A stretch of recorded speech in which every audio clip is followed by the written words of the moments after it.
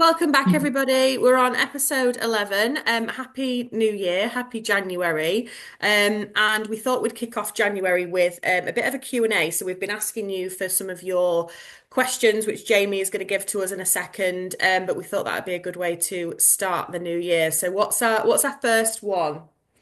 Okay, so first question is we had some really good questions actually. So first question is gym membership or home workouts to get results. So pros and cons of each and what your views are. Okay. I would say it's very person dependent, that one, isn't it? And like the point that you're at in your life. So there'll be times when home workouts are just so much more convenient. So if Mm, you've, say, got a little one or you've got a really busy job and you don't have the time to get to the gym, there is so much that you can do from home. And there's also so much equipment that you can get to use from home. So there's so many things now, like Peloton bikes or spin bikes or resistance bands. There's so much that you can do from home. The only thing I would say cons wise, and I just don't think the motivation for me is the same training at home. And I think there's something to be said for training with other people or an environment where you set that aside as your training environment and you see that as the place I go to work hard. Home is the place I go to relax. And it's whether you can cross that boundary, I think, isn't it, of training at home or thinking it's easier for me to just sit on the sofa now and not do that workout. And it's kind of, there's so many pros and there's so many cons. And I think it's person dependent. I would definitely say, you couldn't say one is definitely better than the other, because if doing home workouts and training at home means that you get your session done, then that's 100% better than having a gym membership that you never use. mm. I don't know if you'd agree with that.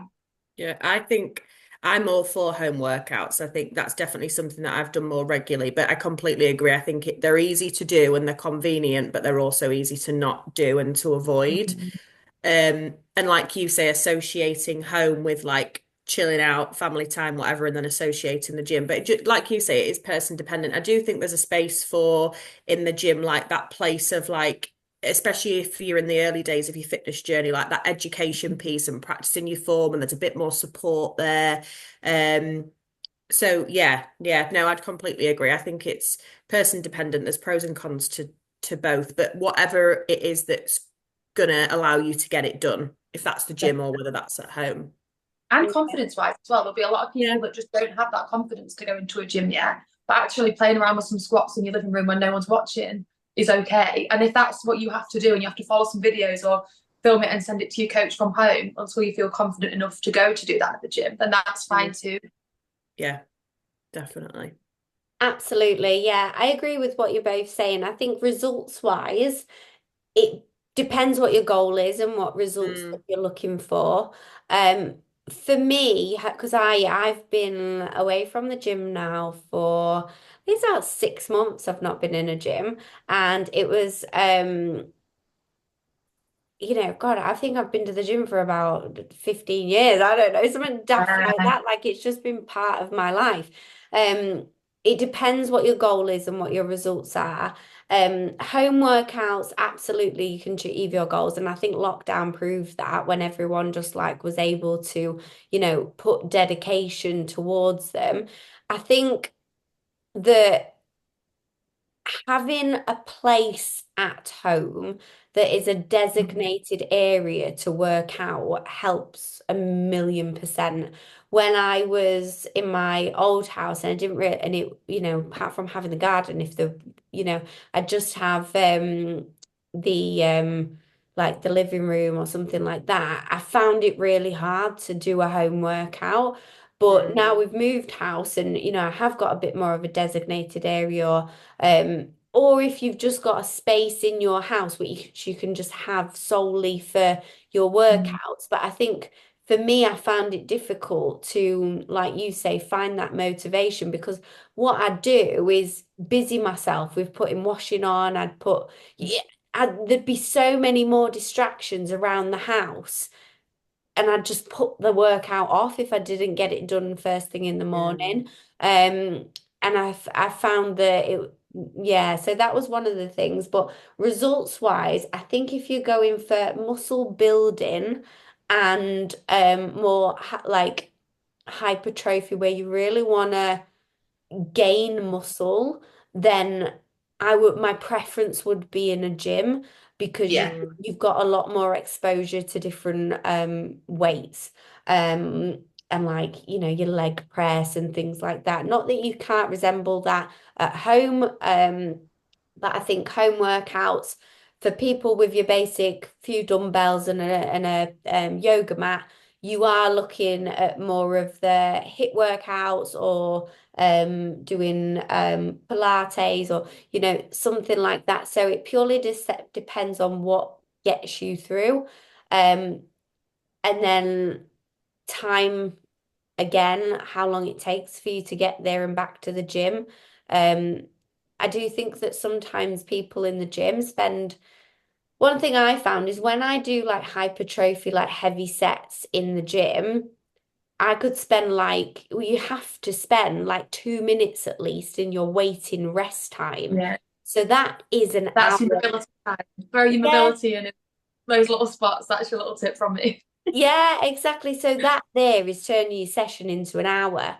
Whereas if you do condense it into a home workout and you've got 30-second break because you're lighter weights, higher reps, quicker mm, performance, then that is shortening your traffic time, 30 Yeah, minutes in an so hour, much. heart rate's up, so it depends, like you've said, going back to person dependent really, but they're my mm, views on it. mm. Yeah, yeah. Perfect. Okay, so number two, how do you know when to relax and take a slower approach to how do you know when to give yourself a kick up the bum and, you know, get your shit together? Come on, you can do this. How do you guys differentiate that? I think for me, a massive part of why I exercise is because it keeps me in a good mood. If I've had a particular stressful day, I know that I can go to the gym or do a home workout and I know that I'm going to feel better after. So if it's a case of, needing to give myself a bit of a kick up the backside, if I'm kind of giving myself excuses as to not go or not get it done, but the excuses aren't really like they're not really warranted, then I'm like, right, Katie, come on, just get it done. You know that you're going to feel better. I think if I choose to not go or not do the exercise, I don't not do anything. I'll still get some form of movement in, but I might um swap it out for a walk or get some fresh air or something like that. That tends to work for me really well. Um, where I tend to find that if I need to slow off, and to be honest, this hasn't happened to me so much recently, but definitely when I was in kind of heavier weight training, set plan, certain amount of sessions a week.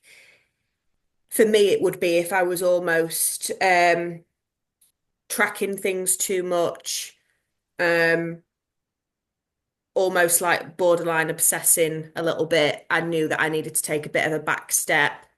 Um, or if I was just finding that I wasn't feeling good after my sessions, then I'd maybe like taper off a little bit. I've not had that as much recently with me doing a bit more variety in some of my workouts, but half the time for me it is just a kick up the backside that's needed rather than a you're doing too much. I think knowing your limits as well and managing your expectations. So, which I suppose helps prevent that um, needing to taper off or need to slow down. Like I'll set my workouts or my movement at the beginning of the week when I know what I've got my diary in, so that got in my diary, so that when it comes up, I'm not feeling like, oh my God, I've got all this to do today. And then I've also put in a workout as well. Like I would have thought about that before. So probably less answers the question around how to differentiate, but I feel like I'm in a better space where I plan that ahead. I'll plan my workouts around my week, not the other way around. Mhm.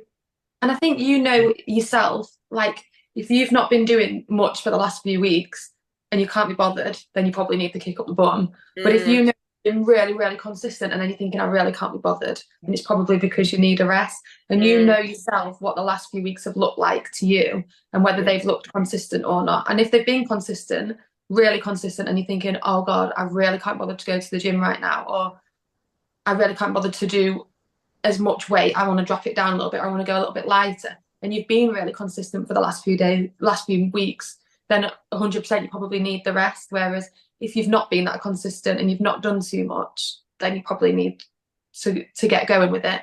And sometimes it's harder to get motivated when you've not done as much. I think like the longer break you take or the more that you don't do, it's even harder to get back into it. And then Yeah. that's when you need that kick of no, you're gonna have to get on with it now Mm. because you've not done anything for the last few weeks, and it feels hard to get back into it, but you will feel better for it. But it's a really hard one, and I think Yeah. it's so hard with all these questions. They're not black and white, and there's no right and wrong. It kind of is very much person dependent.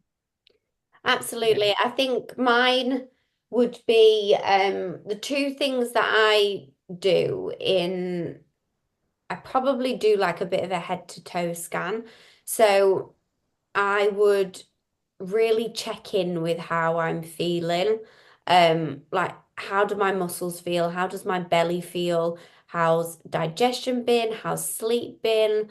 Um, especially if you've got children and your sleep's been absolutely shot to pieces, your workload's massive, how stressed am I? What is going to serve me well? Because probably for the majority of my life, I was do it like it's getting done regardless. Like I would never have a day off.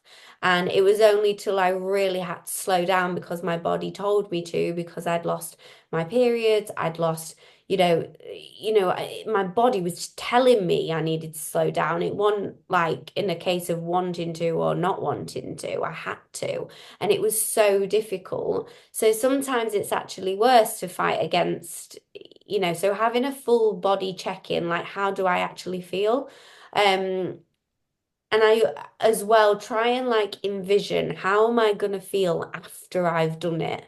So, and there's never a time when you're gonna feel like rubbish after you've done it. Um, the obviously you can taper it down and things like that. The only time that I've ever felt rubbish after doing a workout is when I've probably been hormonal due on my period and I've pushed myself over the limit to do a run or to do an excessive workout. I've depleted myself. Yes, I got the workout done. Yes, I may have hit PBs, but that was for an hour, 2 hours, but my whole day was an absolute write-off. So I'd be snapping at people, I'd be, mardy, my hunger levels would be through the roof. So all these things. So you need to ask yourself, like, what is best for me? Is it to skip my workout and go to bed?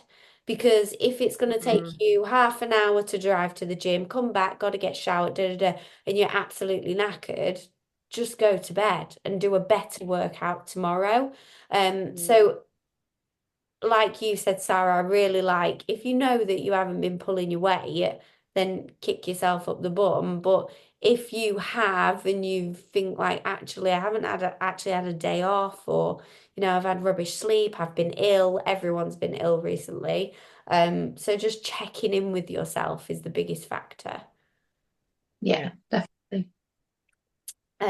So and then training around like your hormones and your cycle for a female. So everyone is different. Do you girls take any different precautions when you're training around your cycles or? I mean, Uh, I've not had one in a while with baby in there, but do you know what? I've heard from so many people like, oh, I feel weaker when I'm on my period. Equally, like my mum will tell me that she feels stronger in the gym when she's on her period. So again, I think that it kind of goes back to all the points for me that you've just made, Jamie, around like checking in with yourself. How do you feel? Do I still want to go, but maybe feel like I need to take it a little bit lighter? If I'm feeling as if I can do it, then I'll train as I normally do. Do I want to go out for a walk instead, just so I'm getting some form of movement in there? I just feel like it's being very like more self-aware of, like you say, how you're feeling, how your body's reacting, what's going to make you feel good. Don't get me wrong, there's some times where I'm like, oh God, I really just feel like I just want to go home, sit on the sofa, get my pajamas on. But then when I get there, I'm absolutely fine. But but yeah, like for me, there's no change. If I feel as if I can go in and train as I normally do, then that's exactly what I'll do. Or if I feel a bit like weaker in areas, then or a little bit more tired, then I might just go, do you know what? I'm just going to drop the weight, but maybe do a couple more reps. Or I'm really going to slow my reps down or something like that. So I think it's probably like day by day for me, dependent on how I normally, to be fair, for me, the mood swing will happen like a couple of days before. And then I know that that's a good time for me to work out because I know that I'll feel good after it. But actually, once my cycle's kind of kicked in, 9 times out of 10, I'm okay. So it's just kind of day by day for me for that.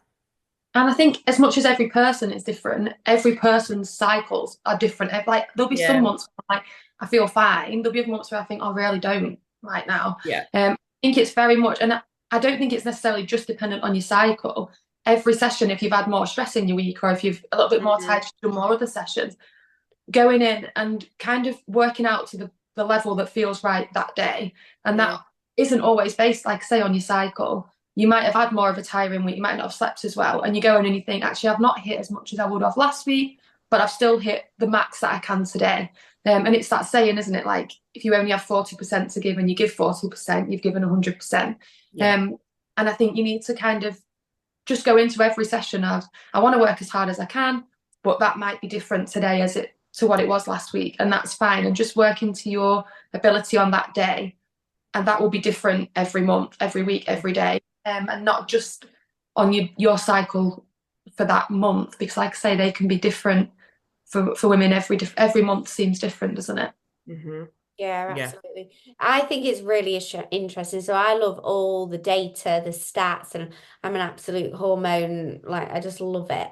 I'm obsessed, and that's definitely like my training, my forte, and like what I enjoy doing. So what I did for 3 months was this was a while back, but I tracked my weights and kind of energy and capacity when I was doing like gym workouts and tracked around my cycle, like how um the different days kind of your strength and things like that, and it was really interesting. It was very similar for me on like day one, day two, and I might get a spike on day three where I was like, oh my God, I've run faster than ever, or I've lifted heavier than before. So I think my advice to anyone that struggles around pre-period or around that is to get the data on yourself and write it in a journal, write it in a diary. Like, so day one of period felt like rubbish, didn't want to do it, da da da. So when next time day one of the period comes, don't shock yourself that you're not going to the gym because you was exactly the same last month. But yet day Mm. three and you're, feeling great or whatever that looks like to you, it starts giving you patterns and trends. So you're able to speak a little bit kinder to your body and be like, well, this is my normal. And just getting that data from your body itself. Yeah. And I think when you take that data, like I've got some people, I don't tend to do a lot of scale weight or measurements or anything like that, and photographs. But if you are going to do those, taking them on the same day of your cycle each month is really important. If I Mm. do a lot of like test always sounds a bit scary in the gym, doesn't it? But like, right, let's see how much you can do at the beginning of your program. Let's see how much you can lift at the end of your program. Let's have a look at how much you've progressed. But a lot of coaches tend to do that over a 6 week sort of cycle. But our cycles are majority of people's are about 4 weeks, aren't they? So Mm. you're testing how much you can lift on day one of your cycle, and then say day 14 of your cycle the month after, and that's completely different for a lot Mm. of people. So it's kind of, I tend to work my clients around like, what can you lift today and what can you lift on day one of your cycle next month to see the progress, if that makes sense. Because it's really hard to, for a lot of people, they will see a little bit of a difference between day one and day 14 in what they can lift or how fast they can do something. And that Mm. is something that you need to be aware of if you are tracking your progress, and not beating yourself up if your strength has dropped and you're testing on Mm. different days. I don't know if that makes sense. Yeah, Yeah. absolutely. And especially if people are looking at running and booking races and things like that, if you've got a challenge of like, I want to run 10K or whatever that looks like if you track your cycles throughout your training, then you'll know whether you're going to perform. There's nothing worse than arriving at a bloody marathon and you've got your period and you think, this is not my strongest time. If I did it next week, I'd be doing PBs here or there. So it's really, really important to get to know your body. And like throughout doing triathlons and things like that, when you're doing back-to-back races, there was a big difference that if I'd done it at a certain, two different times in what my results would look like. A really big difference actually. Mm, Yeah. definitely. So I think we will cut the questions there. Some really good ones. And if you've got any more, then just message us, reach out, and we will be back shortly with another one. Okay. Thanks, everyone.